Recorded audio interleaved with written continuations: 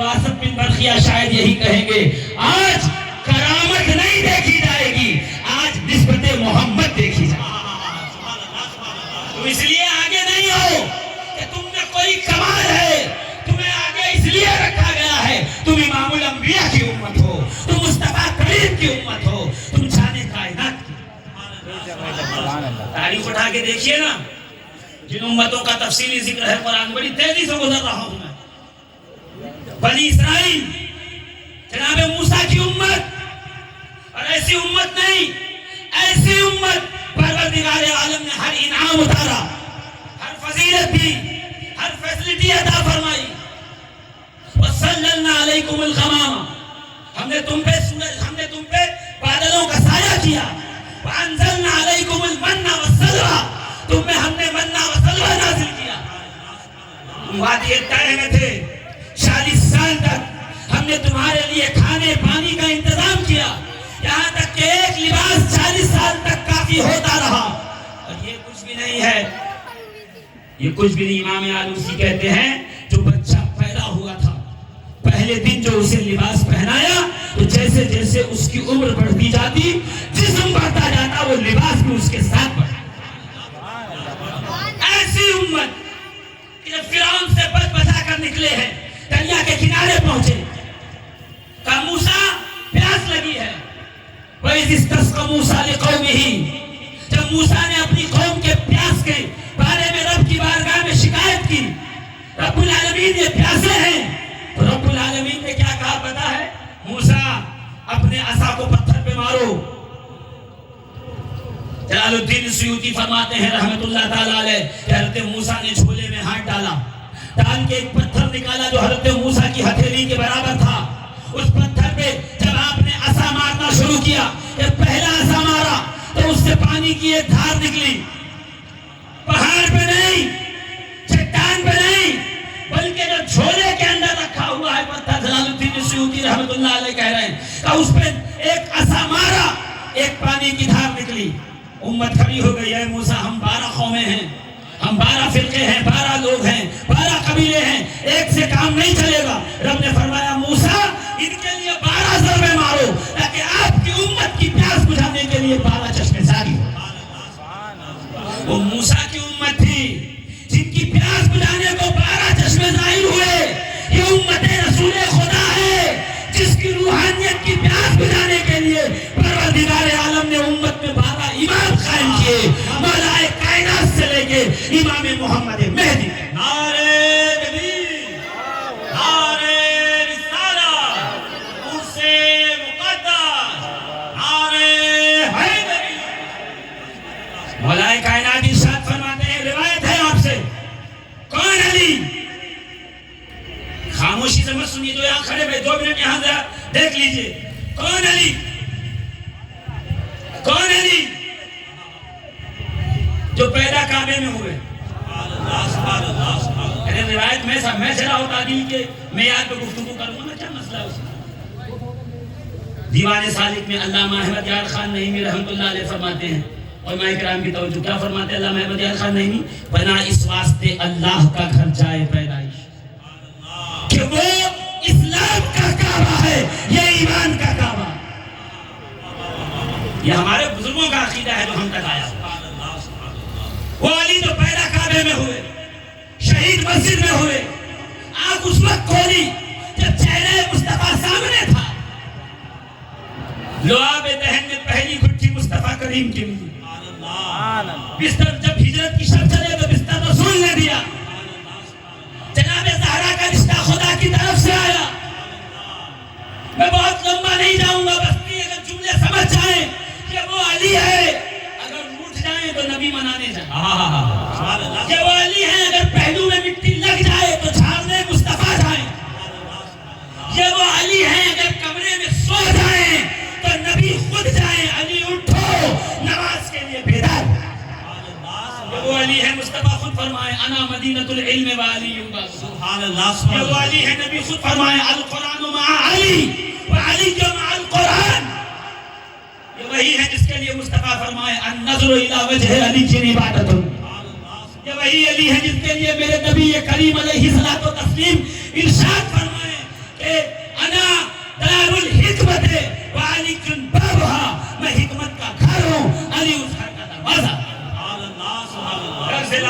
سے قالت شور محشر آمدہ. یہ وہ ہے جس کی تلوار جب چلتی ہے نا ہوا میں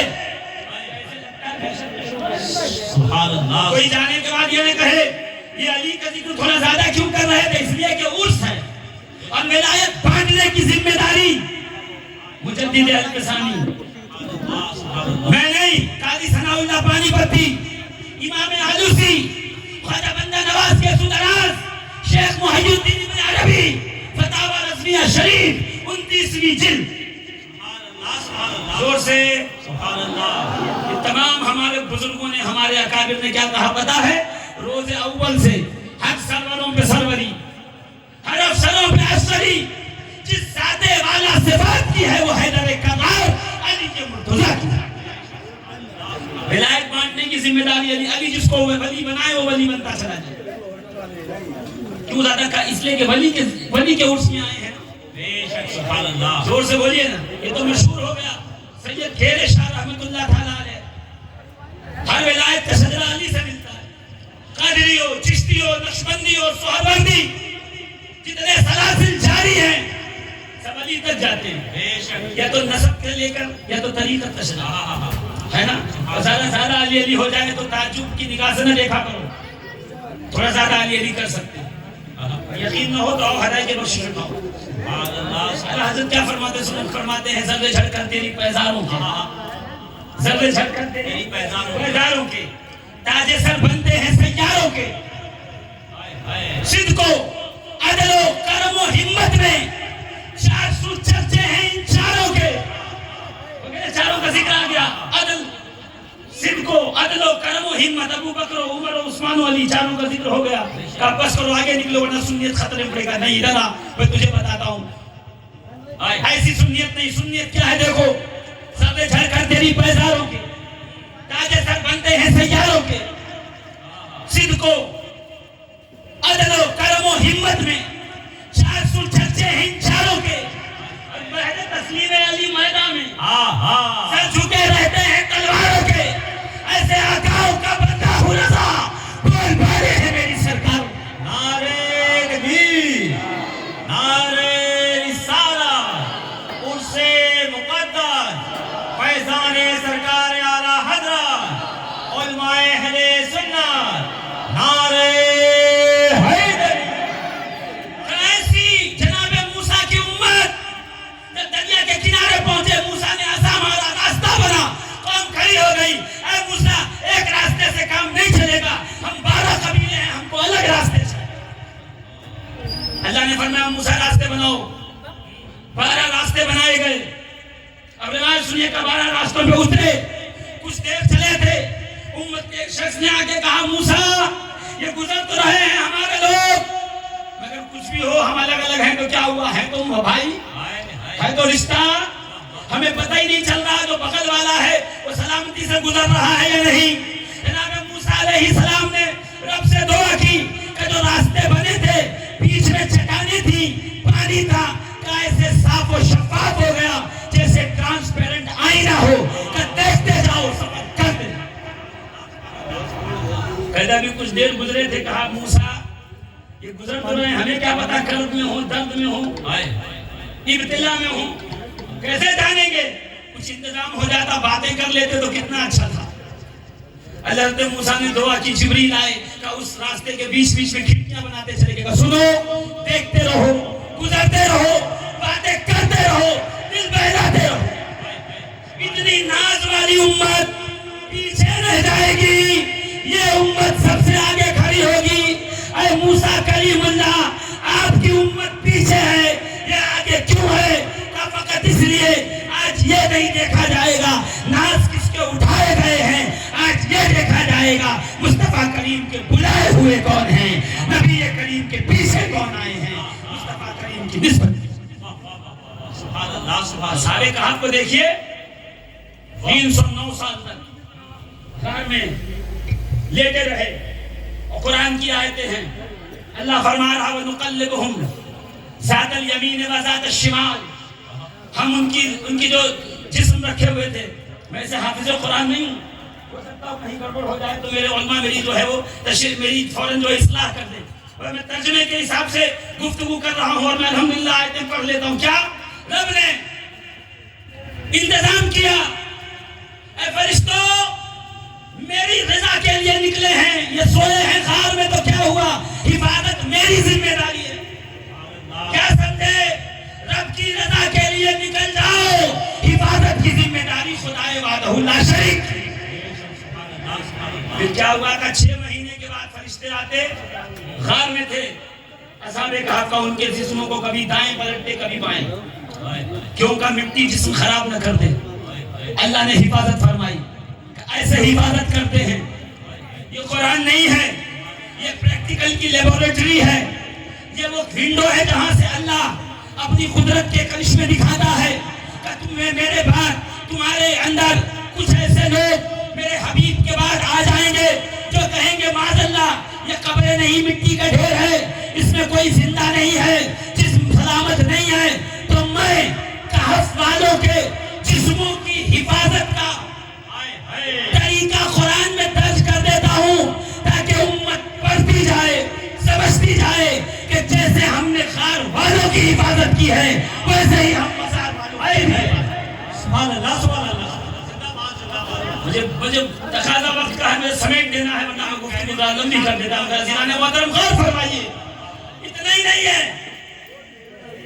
اتنا ہی نہیں ہے. اصحاب کہف کے ساتھ ایک کتا بھی آیا، قطمیر. یہ علماء سب جانتے ہیں، باہر تھا، اندر نہیں گیا. قاضی ثناء اللہ پانی پتی نقشبندی رحمت اللہ علیہ نے بڑی تفصیل سے لکھا ہے کہ باہر تھا، باہر اندر نہیں گیا، باہر ہی تھا. کہ وہ جو فرشتے آتے نا اولیاء کے جسم کو پلٹتے، جو باہر کتا تھا اس کے بھی جسم کو پلٹتے. کیا سمجھے؟ اللہ فرما رہا ہے میرے ولیوں کی بارگاہ میں جایا کرو، جتنی رحمتیں اور کرم ہم ان پہ برساتے ہیں، جو دروازے پہ بیٹھا ہوتا ہے اس کو بھی حصہ دے دے. سمجھے؟ سرکار ابوالعلا کی بارگاہ میں کیوں جاتے ہو؟ سلیم چشتی کی بارگاہ میں کیوں جاتے ہو؟ اب سمجھے اجمیر کیوں جاتے ہیں؟ دھکے کھانے نہیں، جو غریب نواز پہ رب کی رحمتیں برستی ہیں ہم اس سے اپنا حصہ لینے جائیں. اللہ فرماتا ہے قلبهم باسط ذراعیہ بالوسیط. قرآن تو اٹھاؤ نا، توفیق ہی نہیں ہوئی. یہ کہہ رہے تھے ناظم صاحب جو اماں کی جہیز میں ملا تھا 50 سال ہو گئے ویسے نیا کا نیا رکھا ہے. خوف کھا رہے ہیں کہیں پرانا نہ ہو گئے. رکھنے کے لیے نہیں میرے عزیز، پڑھنے کے لیے. زور سے کہیے نا، اور زور سے، اور زور سے نا، ہاتھوں کو بلند کر کے. بیدار رہیے گا، بس میں بات کو سمیٹ رہا ہوں.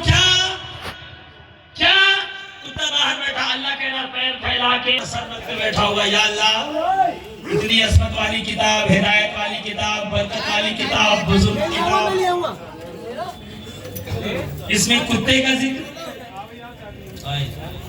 اس میں کتے کا ذکر، اور وہ بھی بیٹھا کیسے ہے اس کا؟ صرف کتا نہیں ہے، قلبہم ان کا کتا ہے. فالتو کتا اور ہوتا ہے اور کسی اللہ والے کا پالتو کتا اور ہوتا ہے. میں اس لیے کہتا ہوں نا، فالتو نہ بنو، پالتو بن جاؤ. پیر پھیلا کے بیٹھا ہے، پھنڈی رکھ کے بیٹھا ہے، کتنی عظمت والا ہے. اصحاب کہف کتنی برکت والے کا. قیامت میں یہ پیچھے رہیں گے، تم آگے.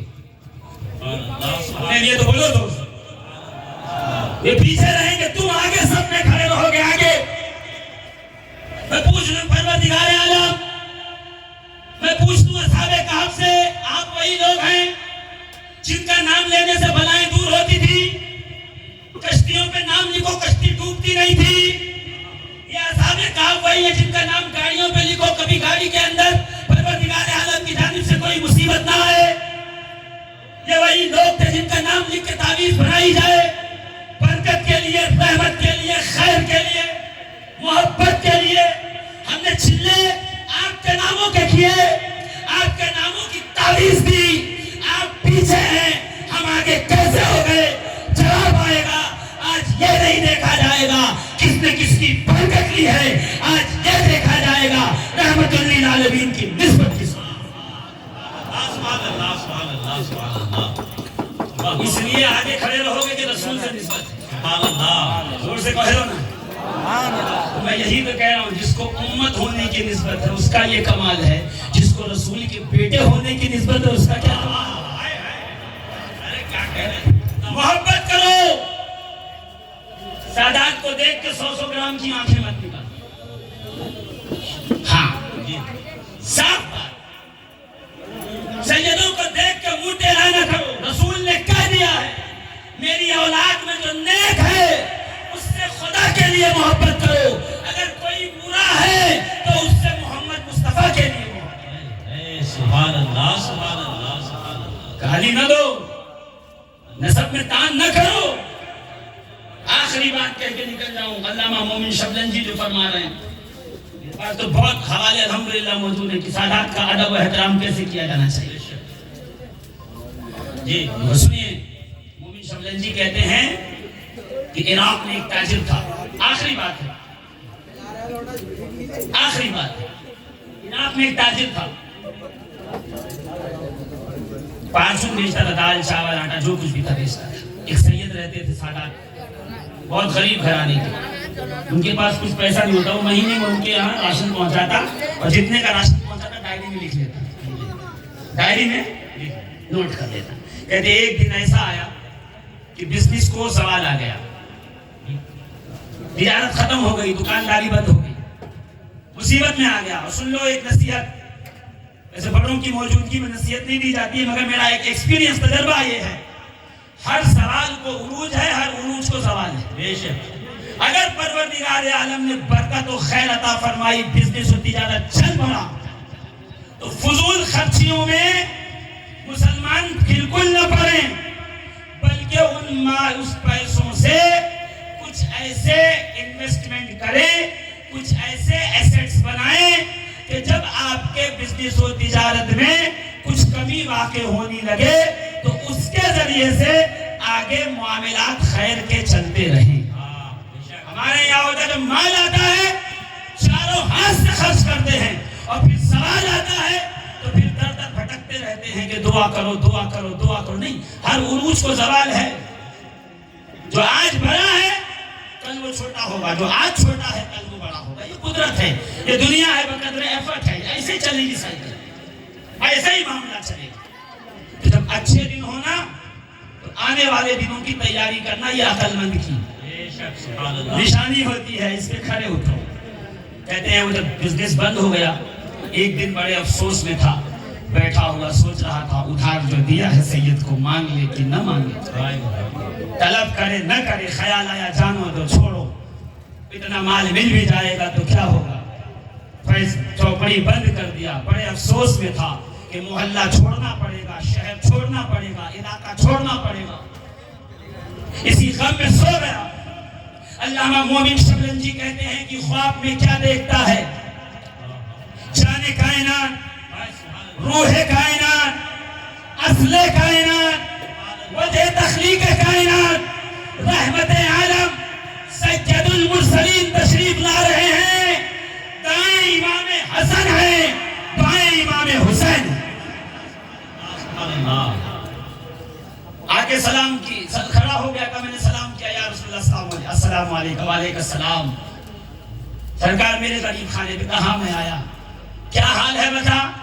حضور کیا بتاؤں, دکان بند ہو گئی, بزنس بند ہو گیا, تجارت بند ہو گئی, معاملات بڑے خستہ ہیں. نبی کریم نے جیسے سنا, کہتا ہے میں نے خواب میں دیکھا, نبی نے امام حسن کی طرف دیکھا, اور دیکھنے کے بعد کہا حسن اپنے بابا علی کو کہتے کیوں نہیں کہ اس کا قرضہ ادا کرے. زور سے کہہ دو نا.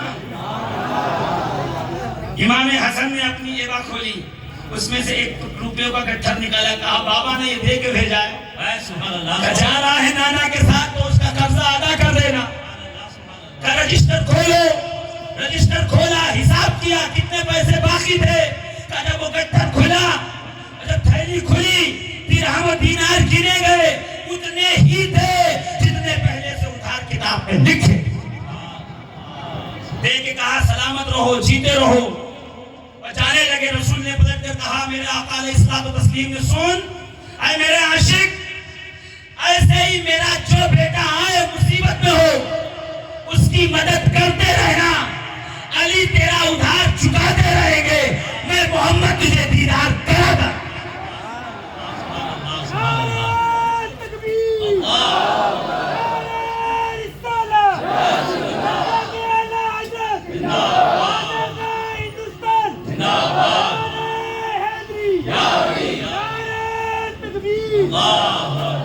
عزیزان ملت اسلامیہ اہل بیت رسول سے محبت ان کی مودت قرآن میں واجب ہے جب ذرا سی نسبتوں کا ہم اتنا خیال کرتے ہیں تو وہ نسبت جو سادات کے رگوں میں خون بن کر دوڑ رہی ہے اس کا بھی خیال کریں اور یہ امید قوی رکھیں کہ آج ہم نبی کی نسبت کا خیال رکھیں گے قیامت میں مصطفیٰ ہمارے امت ہونے کا خیال رکھیں رب فرماتا ہے ایمان والو اللہ سے تقوی اختیار کرو اور ان کے ساتھ ہو جاؤ جو صادقین ہیں آئیے آیت پڑھی تھی میں کا ترجمہ بھی کر دوں کس کے ساتھ ہو جاؤ صادقین کے ساتھ صادق کے ساتھ ہو جاؤ صادقین کے ساتھ سچوں کے نہیں سچا وہ ہے جو سچ بولے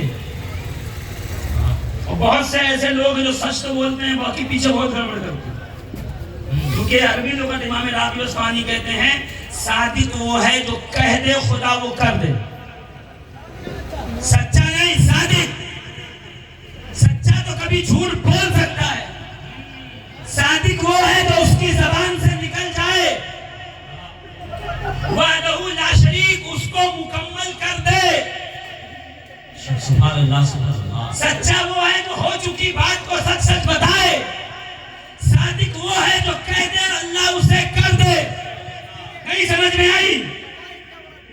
آئی بات مثال دے دوں بغداد کی دھرتی تھی مغرب کے بعد کا وقت تھا غوث اعظم 1500 درہم کی جو ہے عبا پہنے جا رہے تھے جبہ چور کی نظر پڑ گئی کہا چراؤں گا ہفتے بھر کا کام ہو جائے گا غوث پاک کے ساتھ سیدھے سیدھے ان کے گھر میں گیا غوث پاک نے عبا کھوٹی پہ ٹنگائی اس نے عبا لپیٹا لپیٹ کے بغل میں رکھا جیسے باہر نکلنے لگا اخبار الاخیار میں شیخ عبدالحق محدث دہلوی کہتے ہیں کسی نے دروازے پہ دستک دی وہ ڈر کے جا کے چٹائی کے پیچھے چھپ گیا غوث پاک نے دروازہ کھولا کون کہا میں خضر ہوں فلاں علاقے کے ابدال کا انتقال ہو گیا وہاں کسی کی ڈیوٹی لگائی ہے غوث پاک اے شیخ عبد القادر سیلانی اے پیرانے پیر اے سلطان الاولیاء وہاں کسی کی ڈیوٹی لگاؤ کوئی اور ہوتا تو کہتا سبحانہ میرا پرانا مرید حق ہو کرتے ہوئے جسے 20-25 سال گزر گئے اس کی ڈیوٹی لگاؤں گا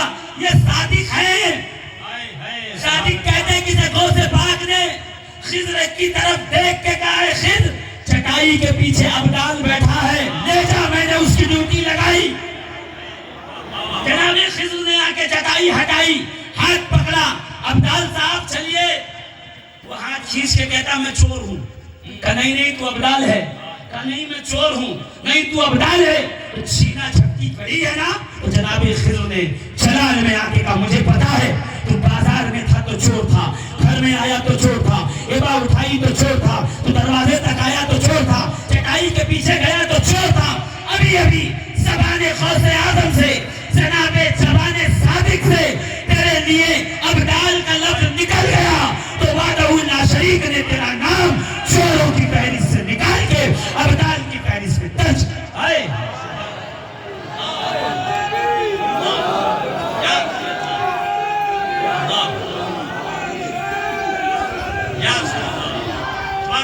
ان